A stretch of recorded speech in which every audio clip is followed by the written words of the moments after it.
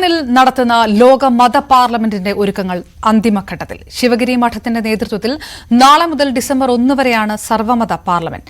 Francis മാർപ്പാപ്പ സമ്മേളനത്തെ ആശീർവദിക്കും. കർദിനാൾ മിഖേൽ ആംഗൽ ആയ്സോക്കിസോട്ട് സമ്മേളനം ഉദ്ഘാടനം ചെയ്യും. ശിവഗിരി മഠം പ്രസിഡന്റ് സച്ചിദാനന്ദ സ്വാമി മത സമന്വയത്തെക്കുറിച്ച് പ്രസംഗിക്കും.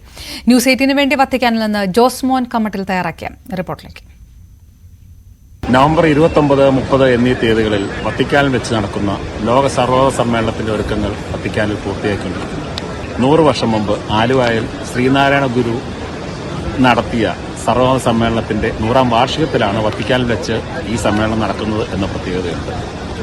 30-ാം തീയതി രാവിലെ ഫ്രാൻസിസ് മാർപ്പാപ്പയോടൊപ്പം ലോകത്തിന്റെ വിവിധ ഭാഗങ്ങളിൽ നിന്നെത്തിയിരിക്കുന്ന 180 പ്രതിനിധികൾ ഈ സമ്മേളനത്തിൽ പങ്കെടുക്കുന്നു.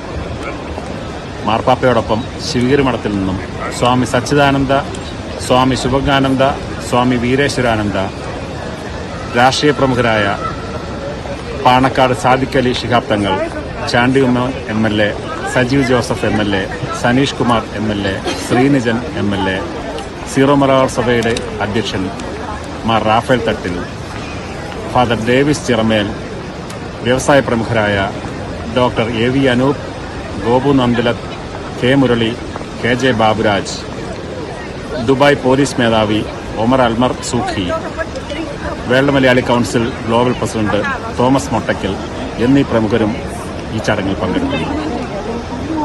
അതിനുള്ള ഒരുക്കങ്ങൾ ഇവിടെ പൂർത്തിയായിക്കൊണ്ടിരിക്കുന്നു.